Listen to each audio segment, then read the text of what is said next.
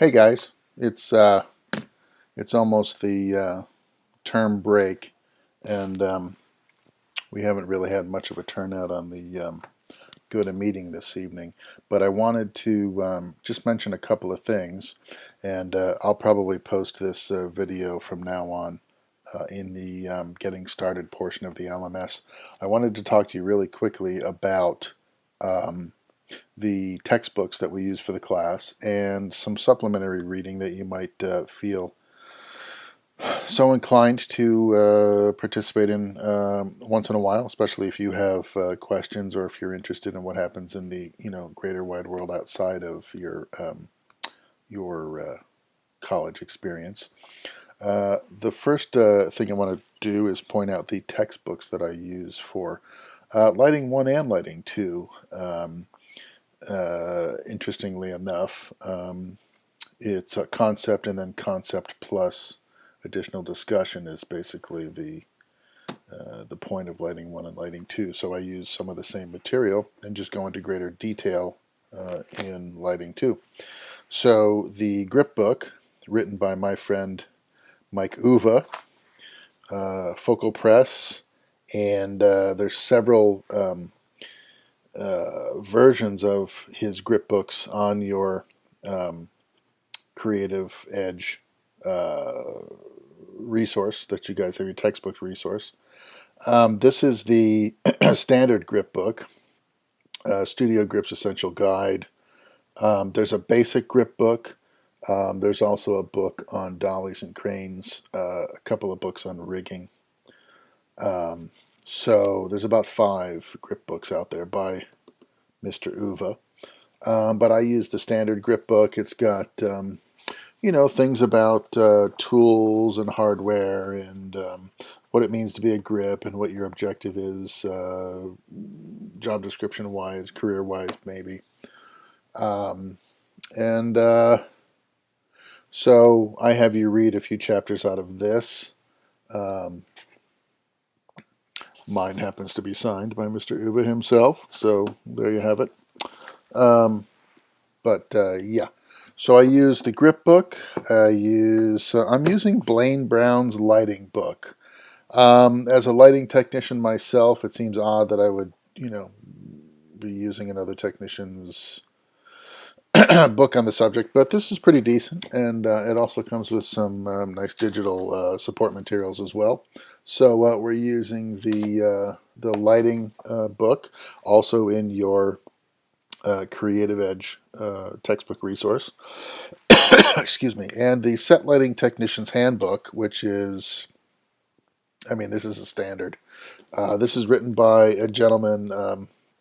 I know it's funny, Harry C. Box, but he's actually a member of my labor union, IATSE, International Alliance of Theatrical and Studio Employees, which is an AFL-CIO subsidiary, and he's a professional lighting technician like myself. Good book, a lot of standard procedure in here for guys who work on films in Hollywood. Some of this I'm passing on to you.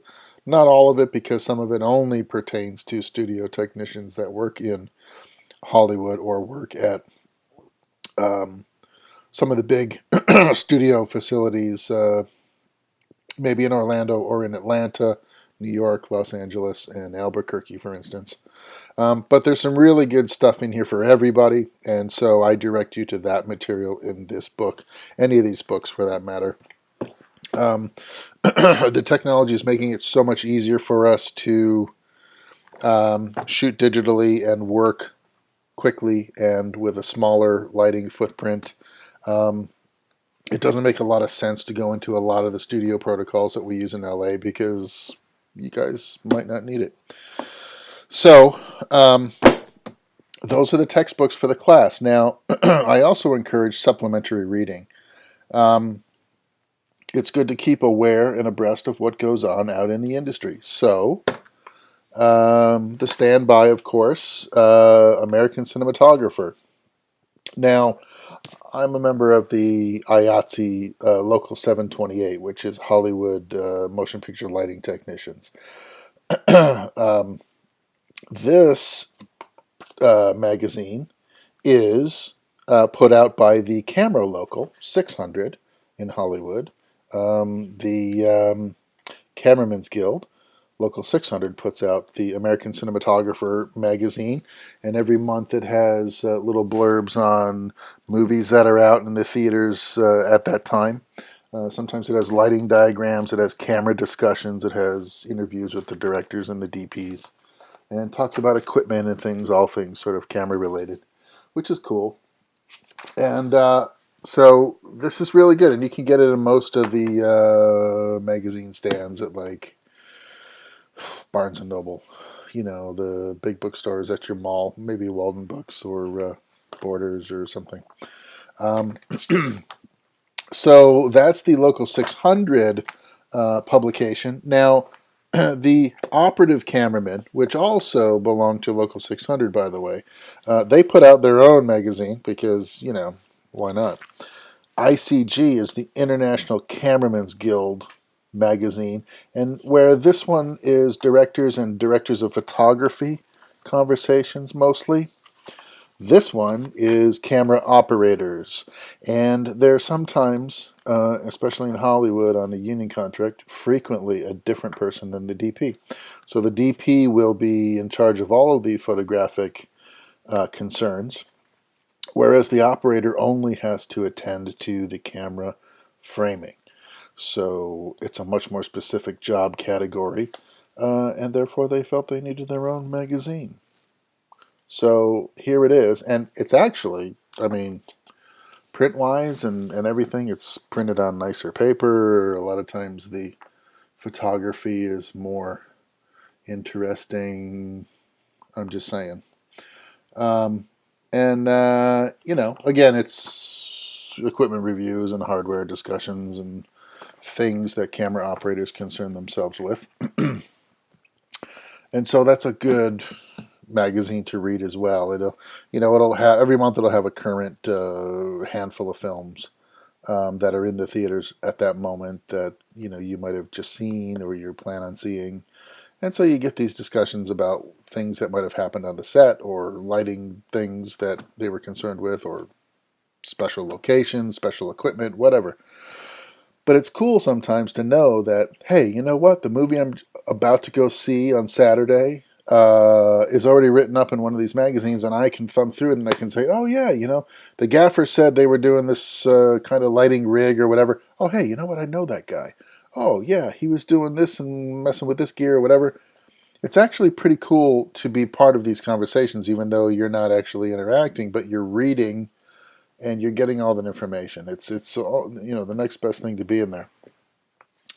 Um, Filmmaker magazine is a pretty good one. It's not as techy as the other two, but it does have, this one says corrective lens. This is more from a story standpoint. So that's good too, because our lighting has to conform to story and what the story needs. Otherwise, what are we doing? So it's good to know, and read stuff like this and say, oh, okay, Buzzard. This has got a lot of independent stuff in it. So, you might see more of the Hollywood blockbuster style stuff in here. I mean, Hateful Eight, come on. Than you will in Filmmaker. Filmmaker is going to be more indie, more independent, art film, highbrow.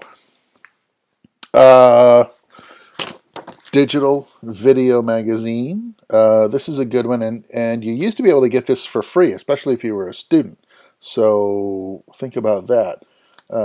Google Digital Video Magazine and see if there are any free student subscriptions or free industry subscriptions.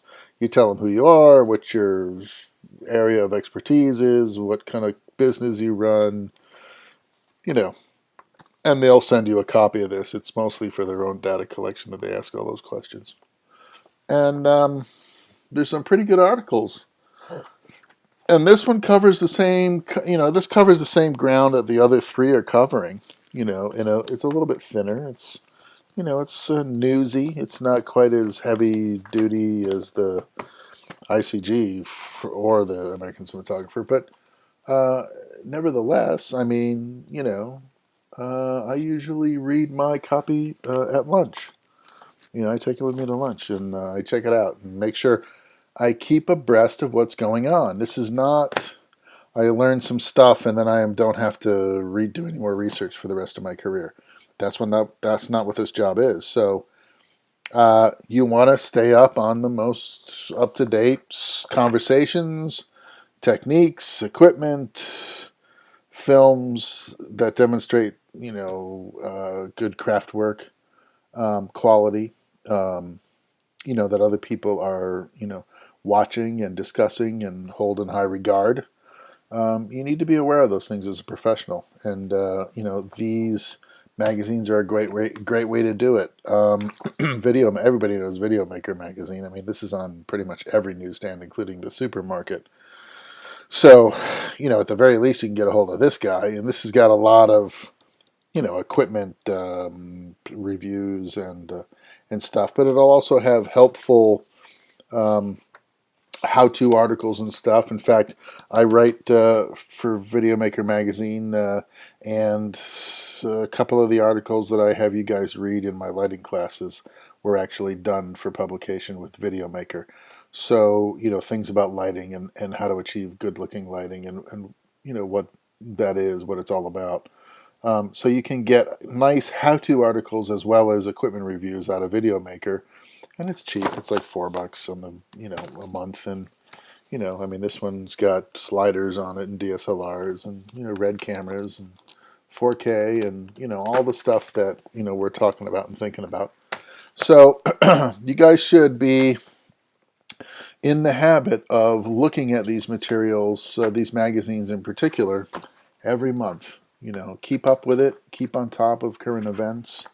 It takes you minutes a month to keep yourself abreast of what's going on and up to date on industry conversations, trends, techniques, stuff that people are talking about. If you want to stay connected to the industry, stay involved, and have an ear to the grapevine. The trade magazines are a great way to do it. And then keep up on your textbook readings and so forth. There's some other really good textbooks on the Creative Edge website, the Safari website. We can't use them all in coursework. I mean, it would get a little redundant and monotonous after a while, but there's some good extracurricular reading there as well. Again, check out the Grip Book by Mike Uva, the Lighting Book by Blaine Brown, and the Set Lighting Technician's Handbook by Harold Box. And that's it. So that's the required reading material and supplementary reading material for Lighting 1 and Lighting 2. If you have any questions, again, you can always email me or call my office, and I will get back in touch with you. Otherwise, I'll see you around the LMS. All right. Thanks for tuning in. I'll talk to you soon.